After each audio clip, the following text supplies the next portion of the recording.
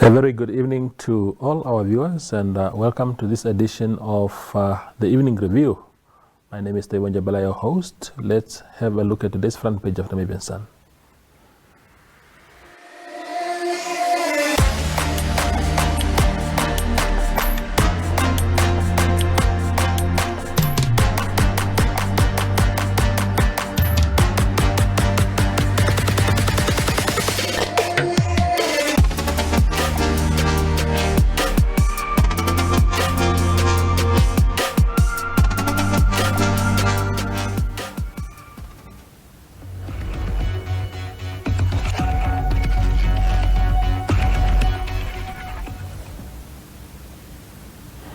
Welcome back. Now, on the front page of Namibian Sun today, as you saw in those headlines, our lead story, of course, is about the deal that has apparently been reached between the Namibian government and the German government as far as the reparation issue of the Herero Nama genocide is concerned.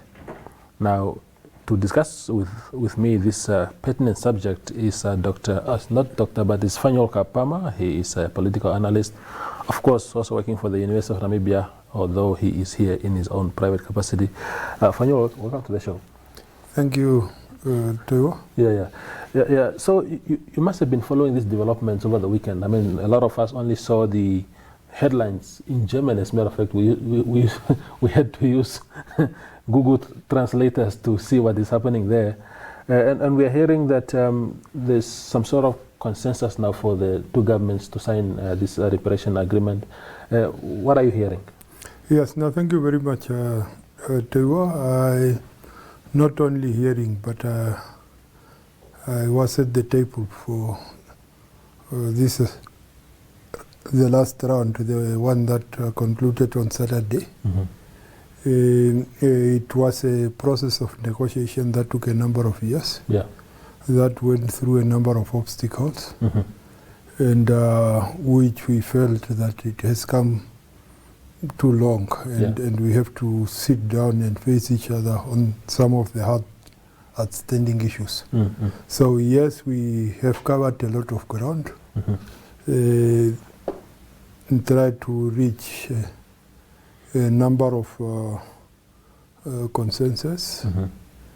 and some final last touches remaining, especially those that relate to reporting and giving feedback to the various principles. Mm-hmm. Our German counterparts at the negotiation table, they would have to, through their systems and structures, going back and report. On our side, that reporting process also will be done through the special envoy, mm-hmm. To the appointing authorities, mm-hmm. Being the president, the Minister of International Relations and Cooperation, mm-hmm. and also, most importantly, the leaders, traditional leaders of the affected community. Mm-hmm. Mm-hmm. They need to be brought on board and briefed on how far the process has gone. And if they are in an agreement, then we take the process to the next level with their guidance. Mm-hmm. Mm-hmm. How involved were these traditional leaders, in particular the communities? We know that there's always been historical frictions between government as a representative of all people in the country and leaders of specific communities, even going as far as saying, nothing for us without us, and this kind of phrases. We've heard a lot of those. How consultative was this process? The process started around about 6 years ago. Yeah.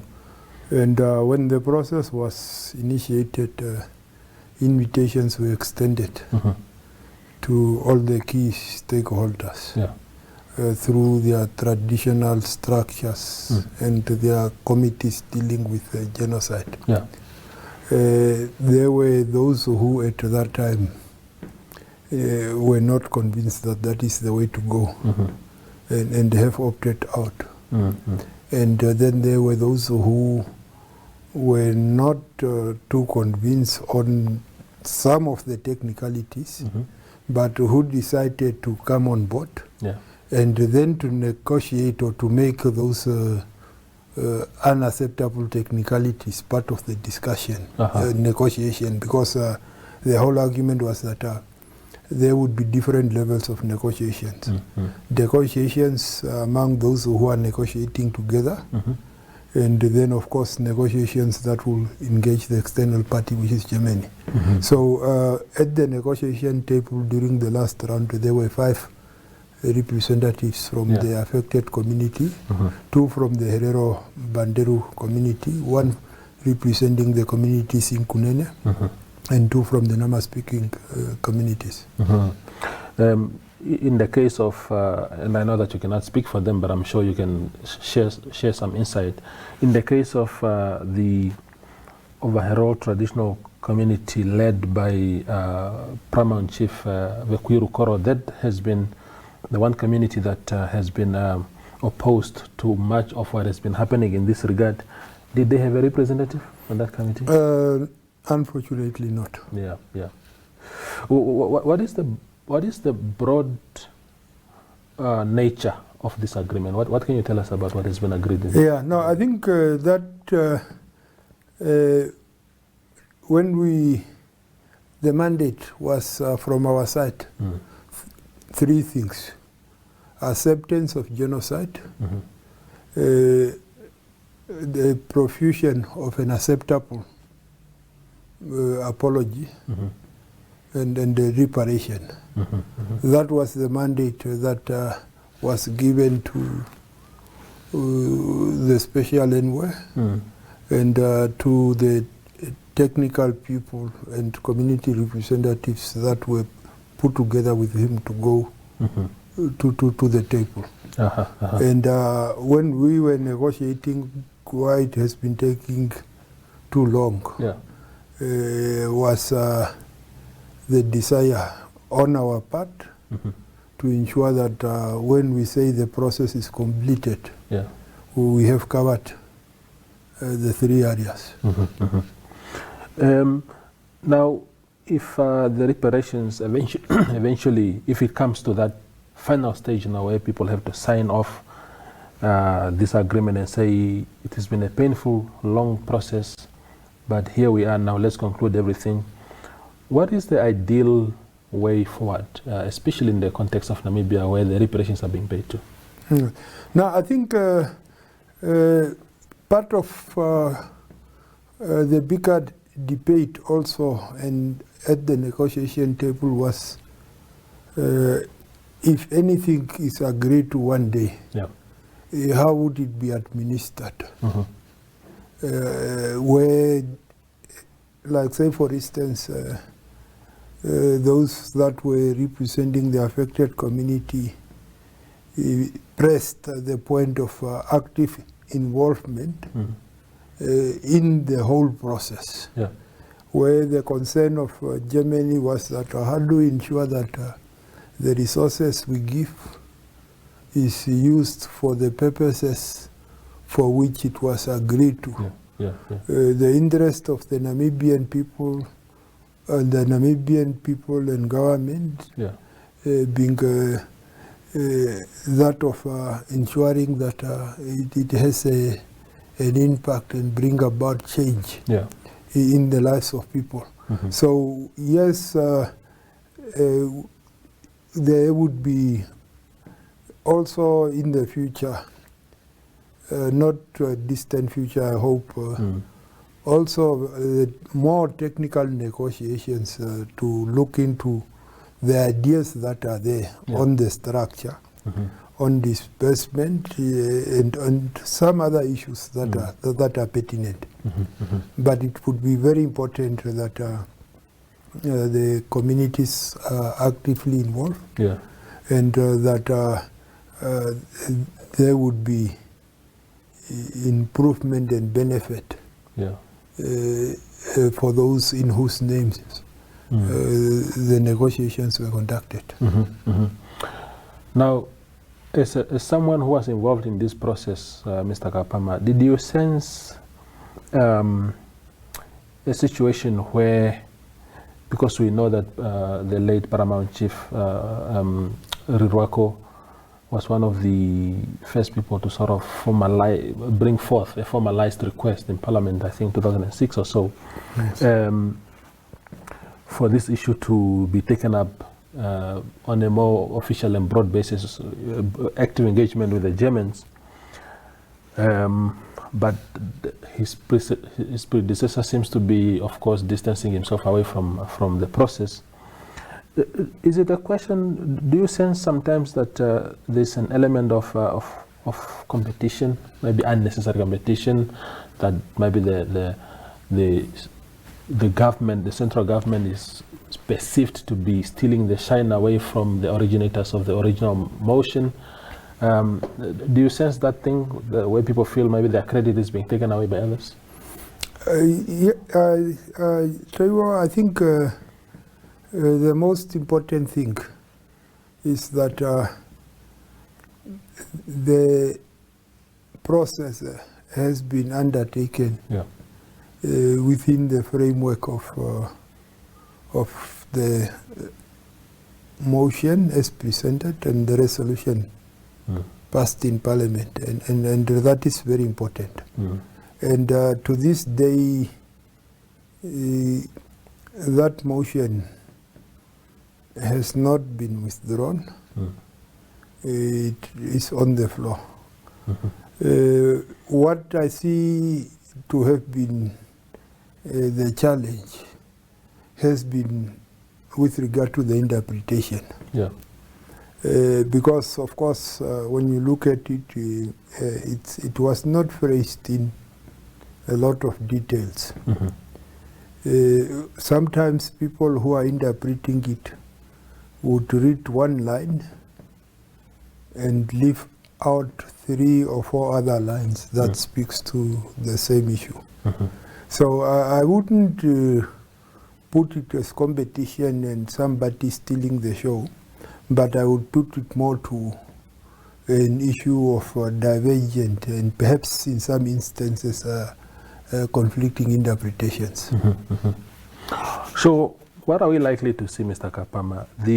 We know that there's been this German technical assistance of some sort where, people got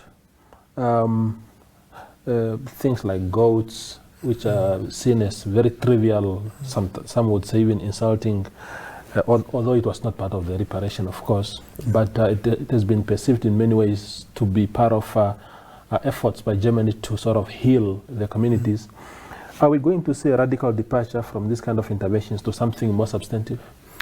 If we look, say, for instance, at the bilateral development cooperations between Namibia and Germany, it has been more at the level of government, driven by technocrats in government, and perhaps in some instances implemented by bureaucrats. Yes.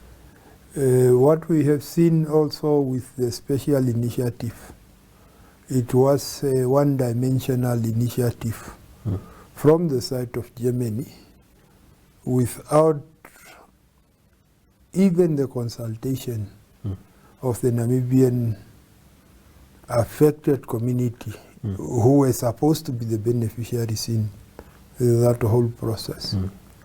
So the negotiation and what would come from there, it was very important to learn and draw lessons from the past. And I think those lessons, whether we have learned, would be tested more also during the process of implementation.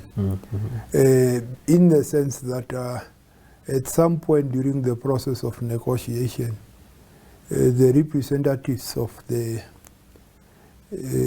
affected community at the negotiation table, they were sent out and said, go, speak to the people broadly. Let them indicate what are their expectations. And I think many of those input, to a larger extent, around about 70 or 80%, has informed the input of what was taken to the table. But I think, as they say, the taste of the pudding is in the eating. Yeah. That impact would have to be the driving principle. Yeah. Should any process of implementation commence soon? Indeed. And Mr. Kaapama, we've seen a trajectory over the years of how where it involves a lot of money, and what we've been hearing so far as this reparation thing is concerned, serious financial figures have been thrown around as what has been agreed or in principle. And historically in our country, we've seen that where there is money, greed and theft and everything, creeps in. We've seen it in TPEG, we've seen it in mass housing, people just enriching themselves. How important is it that in this specific scenario, especially which involves a very, very sensitive subject of genocide, and which can lead to serious strife if it is proven in the future that some people have used this scheme to enrich themselves? How important is the issue of integrity in this process? Yeah, no, I think, you see, as a country, we should have learned. When you look at where we are in economic terms, we have invested a lot of money. And the reasons or the underlying arguments for those investments is to take our people out of poverty. Yes. When you hear what percentage of the gross domestic product is to service debt, most of our debt in the past has not been for consumption, paying salaries and so on. Yes. It was supposed to have been invested in infrastructure, some of which in the end ended up being very costly, and in the process pushing out the public debt. And I think the lessons of that is everywhere. So I would pain if it turned out that the Namibian people have a very flat learning curve. If there is that desire to eat, why don't you produce and ensure a high level of production, and then you eat at that level? It's like you are given a bowl of mealies to go and plant. You put them in the pot and then come after the rainy season, you have not planted anything. And I think we should have learned. So integrity, as you said, would be very important, especially in this process, because it's not only about the communities that are alive. This is for people whose lives were taken, even if we say 117 years ago or more. This is supposed to be a very sacred undertaking, perhaps more or higher than the Holy Communion. Yeah, sure, definitely.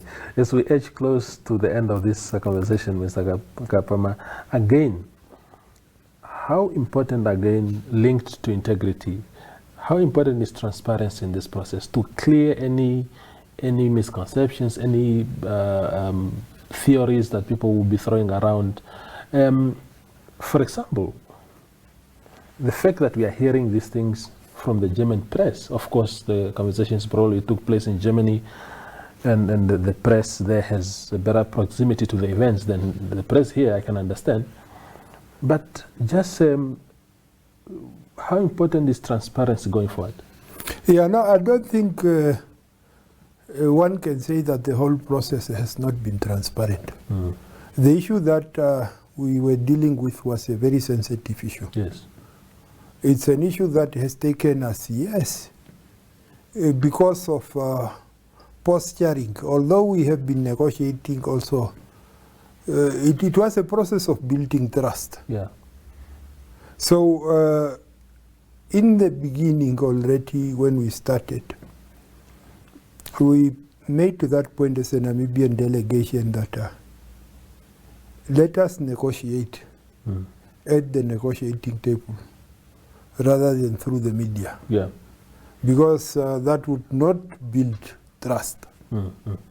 And that's how we have conducted. And I think the German press, what they have reported, it's not because perhaps the German negotiating team was more transparent than us and gave information, because if you also read thoroughly through that, they were speculating and also reading carefully. There were a number of twisted facts that were not a true reflection on a number of fronts.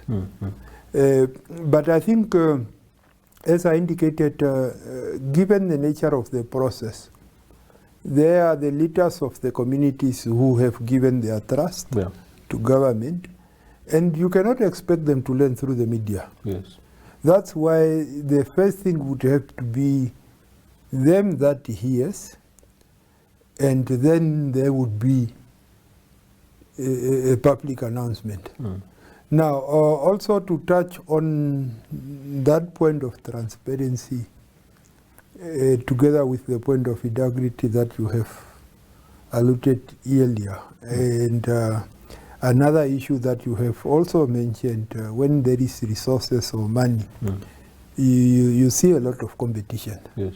And transparency sometimes may be compromised when there is competition, because when there is competition, especially if it turned out to be a cutthroat one, you would not have trust. Where there is a competition rather than a common vision, integrity may be compromised, because in a competitive environment you would want to win. Yes. And having come so far, and having a long journey to go to bring improvements, better lives to our people, we would have to manage that element of competition, because it can become very disruptive and compromise everything in the end. Definitely. The last question to you, therefore, Mr. Kaapama, is there still any chance at all to incorporate the descendants, if I can call them that way, the communities that have stayed away from this process? Is it too late to bring them on board and say, look, you may not have been part of the conversations that led us that brought us here, but we are now here, and this is what has been availed to us, and a chunk of that is actually meant for your people, your subjects. Can you come to the party now and see how we can disperse whatever has been achieved? No, it would have been very ideal if all parties concerned joined this process before it reached this level. And I would say that it's not late, and it would be more ideal if everybody could come on board. I would not talk about being brought on board. Come on board, because the key element is that of coming on board voluntarily, with the conviction to the process. Indeed. Mr. Kaapama, thank you very much for your time. I appreciate your input. Thank you very much. Yeah, that is Phanuel Kaapama. He is a political analyst, and ironically also has been involved in the process. Coincidentally. He's also been coincidentally involved in the process of negotiations, reparation negotiations between the Namibian government and the German government. Of course, just filling us in on what he knows and what he thinks should be happening. Thank you for watching.